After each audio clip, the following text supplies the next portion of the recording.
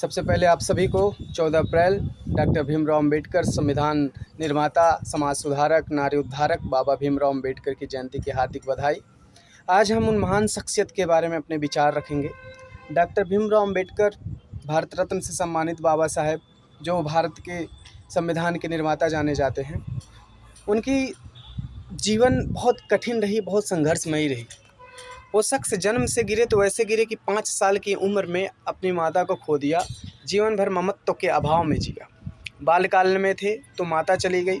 शिशुकाल में आए तो उन्हें विद्यालय में जाने नहीं दिया गया। मंदिरों के दरवाजे उनके लिए बंद कर दिए गए, जिसे पानी पीने के काबिल भी नहीं समझा गया, जिसे अछूत समझा गया, जिसे उस समय के समाज, घृणित समाज द्वारा अपने जूते के नीचे कुचलने का प्रयास किया गया, जिसे अपमानित, शोषित, तिरस्कृत समझा गया। जन्म से गिरा तो ऐसे गिरा, अपने कर्मों से उठा तो ऐसे उठा कि विश्वविद्यालय में कुर्सियां बनवा दी, देश के सर्वोच्च न्यायालय माननीय सुप्रीम कोर्ट में अपनी कुर्सियां बनवा दी, अपनी मूर्तियां लगवा दी। जन्म से उठा तो ऐसे उठा कि Columbia university great Indian student ever कहा।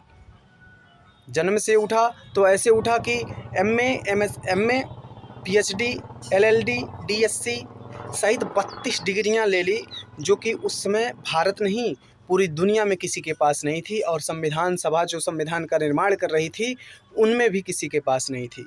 जन्म से उठा तो ऐसे उठा कि Columbia, London School of Economics से सबसे कम समय में दो पीएचडी की डिग्री ले ली।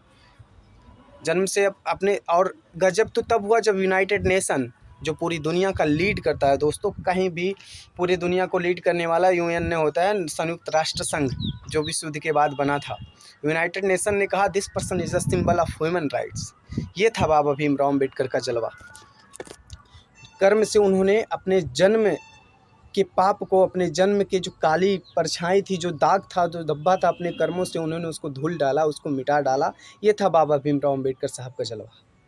दोस्तों, आज के शुभ अवसर, आज के विशेष दिन पर मैं कहना चाहूँगा कि डॉक्टर भीमराव अम्बेडकर अपने समय की कुरीति, अपने समय के सामाजिक बुराई को दूर किया। Now you are responsible of all disaster. अगर भविष्य में कोई भी आपदा, अगर भविष्य में कोई भी ऐसा कालखंड आता है जिसमें फिर से वही परंपरा दोहराई जाए, आपकी कमर तोड़ी जाए, आपको दबाया जाए, आपका मानसिक शोषण किया जाए, तो इसके लिए आप खुद जिम्मेदार हैं। क्योंकि बात को ध्यान से सुनिए दोस्तों, आप जब इतिहास के सागर में जाएंगे, डुबकी लगाएंगे, तो पाएंगे कि इतिहास अपने आप को हमेशा से दोहराता है। आप जाइए इतिहास में, तो वैदिक काल था, जनजातीय संरचना थी।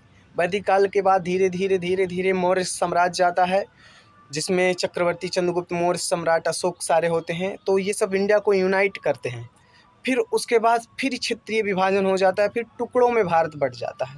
उसके बाद से गुप्त शासन आता है। गुप्त शासन फिर से यूनाइटेड करता है।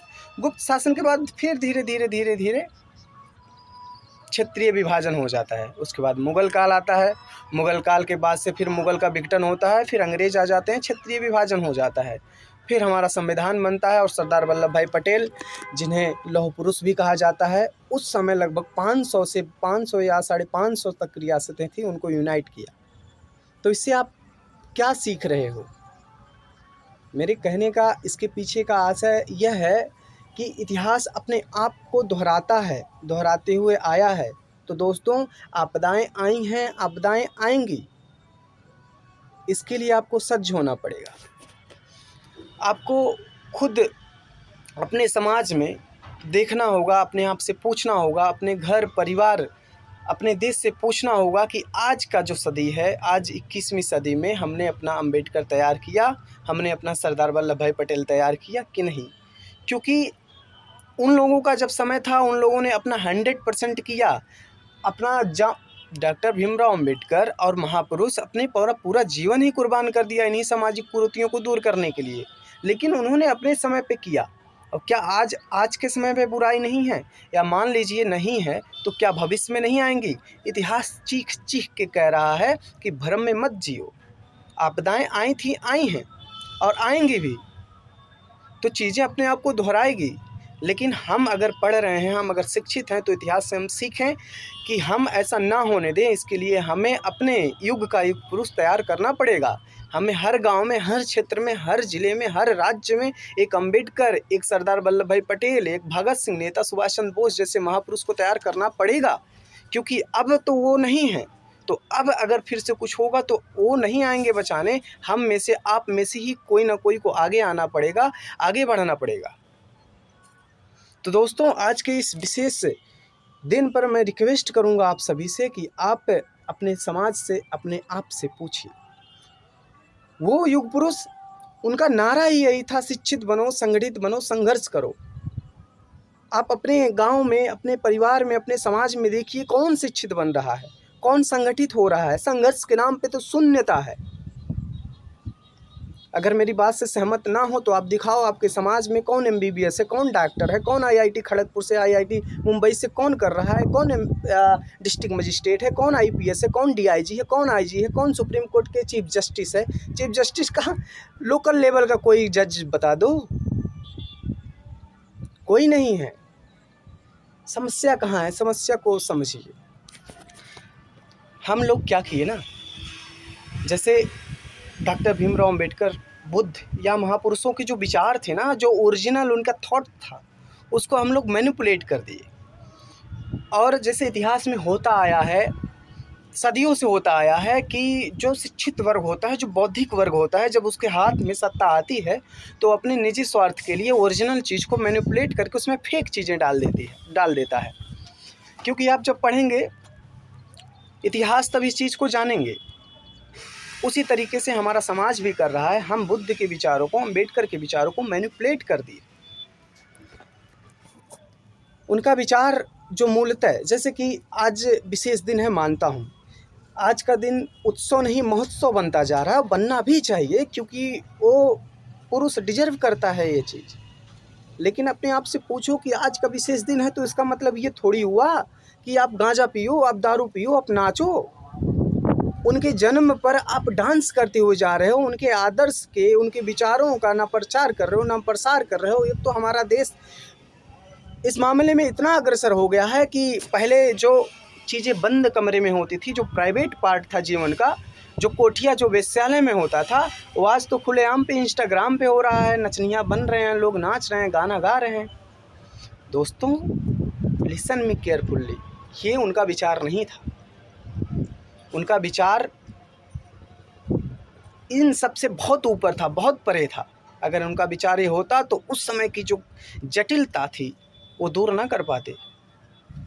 हमें और आपको, हमारे समाज को समझना होगा, उनके विचारों पे चलना होगा। उनका सही, उनकी सच्ची श्रद्धांजलि आप दे पा रहे हो कि नहीं, ये पूछना होगा अपने आप से। उनके विचार, शिक्षित बनो, संगठित बनो, संघर्ष करो, ये एक नारा था। इस नारे पे हमें चलना होगा। बाबा साहेब कितने कठिन, बाबा साहेब के साथ साथ और सारे महापुरुष, मैं किसी की उपेक्षा नहीं कर रहा हूँ, मैं सबको एक साथ समेट रहा हूँ। सारे महापुरुष अत्यंत कठिन समय पे, अत्यंत जटिल सामाजिक व्यवस्थाओं में उभर कर अपने आप को निखारा। आज हमारे पास सारी सुख सुविधा है, आज हमारे पास सोशल मीडिया है, नवीन न्यू टेक्नोलॉजी है, साइंस एंड टेक इतना आगे बढ़ चुका है, दुनिया चांद पे जा चुकी है, और हम अपना एक महापुरुष नहीं तैयार कर पा रहे हैं। इसके बजाय हम नचनियाँ बन रहे हैं, नाच गा रहे हैं, गाना गा रहे हैं, नाच कर रहे हैं, और जो अश्लीलता भरी चीज़ें होती है उसको बढ़ावा दे रहे हैं। नहीं, ये उनका विचार नहीं था दोस्त। आज का दिन 14 अप्रैल आप सबको यही याद दिलाएगा।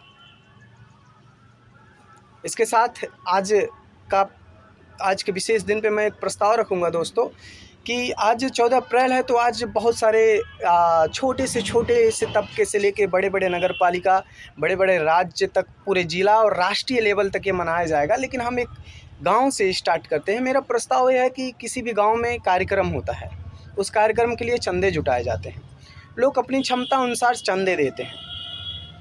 पर मेरा एक विचार है, आप मानेंगे तो ठीक है, नहीं मानेंगे तो भी ठीक है, क्योंकि जब मैं उस काबिल होऊंगा तो मैं इस चीज़ को इम्प्लीमेंट करूंगा। मैं चाहता हूं कि आप कंपलसरी एक घर से 1000 रुपया चंदा लीजिए, और वो चंदा अधिक हो। 1000 रुपये सडन किसी से मांगोगे तो एक ऑड लगेगा, क्योंकि 1000 रुपया है। लेकिन जब इसको आप यह विचार से, ये इस भावना से 1000 रुपये देंगे कि हम उनके विचारों को बढ़ावा दे रहे हैं, हम बाबा साहब के रास्ते पे चल रहे हैं, तो ये भारी नहीं लगेगा। 1000 रुपये साल में एक बार 14 अप्रैल आता है, इसके लिए 1000 रुपये देना बहुत बड़ी बात नहीं है, सिवाय इसके कि आप अनावश्यक खर्च करें जैसे कि हो रहा है। 1000 रुपये आप अगर कंपलसरी ले रहे हैं, तो अगर आपके गांव में 100 घर है तो 100 घर से आपके 100,000 रुपये अर्थात 1,00,000 रुपये हो जाएगा। उस 1,00,000 रुपये का गांव का जो श्रेष्ठ हो, गांव के जो वरिष्ठ हों, क्योंकि हर गांव में कोई ना कोई मुखिया होता है, कोई ना कोई समस्या का निवारण निर्धारक होता है जिसके पास लोग अपनी समस्या लेके जाते हैं, उसको उस पैसे का ट्रस्टी बनाया जाए एक विश्वास के तौर पे, और उस पैसे का बाबा भीमराव अंबेडकर के विचारों को इम्प्लीमेंट किया जाए। उनका विचार क्या था? शिक्षित बनिए, समाज में स्वतंत्रता रहे, समानता रहे, लोकतंत्र रहे, और अपने आप में उस समाज में ये सारे मूल्य खोजिए है कि नहीं है। अगर नहीं है तो आपके गांव में जो बच्चा पढ़ नहीं पा रहा है, वो 1,00,000 रुपये जो है 14 अप्रैल के दिन उसी को डोनेट कर दीजिए, उसी को पढ़ाने के लिए कर दीजिए, क्योंकि वो पढ़ेगा तो फिर से एक अम्बेडकर तैयार होगा। क्योंकि ध्यान रखिए दोस्तों, इतिहास में जाएंगे तो बाबा भीमराव अंबेडकर के पास ना इतना पैसा था, ना इतनी आर्थिक संपन्नता थी, ना इतनी राजनीतिक उनके पास पावर था कि वो इतने लेवल पर फ़ौरन जाके पढ़ सकें। सेम चीज़ें दोहराई गई थी, सेम सपोर्ट उन्हें मिला था। समझ रहे हैं आप बात को? तो उसी तरीके से उस 1,00,000 रुपये का उस बच्चे को आप पढ़ाने में कर दीजिए। अगर सारे बच्चे आपके गांव के पढ़ रहे हैं तो आप उसी पैसे का गांव में अपने एक लाइब्रेरी खोल दीजिए, एक पुस्तकालय खोल दीजिए। अगर ये भी हो तो उस पैसे का आपके गांव में कोई आपदा आ जाए, सडन किसी की तबीयत ख़राब हो जाए, दोस्तों पैसे के अभाव में लोगों की जान चली जाती है। हमारा देश कहने को केवल 5th लार्जेस्ट इकॉनमी बन चुका है, पर ऐसा नहीं है। आप अपने लेवल पे, अपने गांव के लेवल पे, अपने आसपास के लोगों को देख रहे हैं, जान रहे हैं, तो उस पैसे का आप शिक्षा में लगा दो, स्वास्थ्य में लगा दो, चिकित्सा में लगा दो। अगर फिर भी ये सारी सुख सुविधाएं हों तो गांव में एक ऐसे बाप होते हैं जिनकी 3-4 बेटियां हैं, वो शादी नहीं कर पा रहे हैं, तो उस पैसे को as a trustee, as a उनके विचार, देखो दान से बड़ा कोई धर्म नहीं होता है, ठीक। अगर कोई ऐसा परिवार है जो नहीं कर पा रहा है विवाह, तो उस 1,00,000 रुपये को उन्हें दे दो, उन्हें सपोर्ट कर दो, और हंसी से खुशी से पूरे मिलजुल के साथ उसका सपोर्ट करिए। ऐसी अगर आप विचार रखेंगे तो ये बाबा भीमराव अंबेडकर की सच्ची श्रद्धांजलि होगी। ये मेरे विचार में ऐसा मैं मानता हूँ कि ऐसा होना चाहिए। ये मेरा प्रस्ताव है। आप करेंगे तो ठीक है, नहीं तो मैं जिस दिन उस लायक हूँगा तो मैं ये प्रस्ताव एक बड़े लेवल पर लाऊँगा। अंत में मैं ये कहूँगा दोस्तों कि आज के भी इस विशेष दिन पे हमें किसी धर्म से, किसी विशेष समुदाय से नफ़रत नहीं करना है, क्योंकि धर्म से नफ़रत किया ही नहीं जा सकता है। धर्म तो आदमी में निखार लाता है, आदमी में बदलाव लाता है। किसी भी धर्म, किसी भी संप्रदाय, मुस्लिम समुदाय, मुस्लिम समाज, इस्लाम धर्म जो 5 वक्त अपने सरे ज़मीन से, अपने सर से उस देश, अपने वतन की ज़मीन को चूमता है, उसका आप विरोध कैसे कर सकते हो?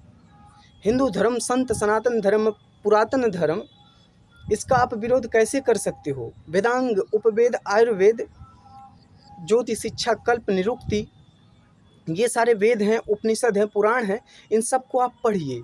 कुरान है, इन सब को आप पढ़िए। किसी भी धर्म का विरोध नहीं करना है, क्योंकि इतिहास में चक्रवर्ती सम्राट अशोक, जो कि बाद में बौद्ध बन गया था, लेकिन वो सारे धर्मों का आदर करता था। उसकी लिपियां पढ़ेंगे तो वो क्षेत्र के हिसाब से अपना इंस्क्रिप्शन लिखवाया है। आप जब जाएंगे पाकिस्तान एरिया में, उत्तराखंड एरिया में तो खरोष्टी लिपि में है, आप साउथ में जाएंगे तो संस्कृति लिपि में है। तो हमें सारे धर्मों को, हमारे समाज को, सबका सम्मान करना है, इसके साथ साथ अपना उत्थान करना है। क्योंकि देखो दोस्तों, अपने आप में सुधार लाओ।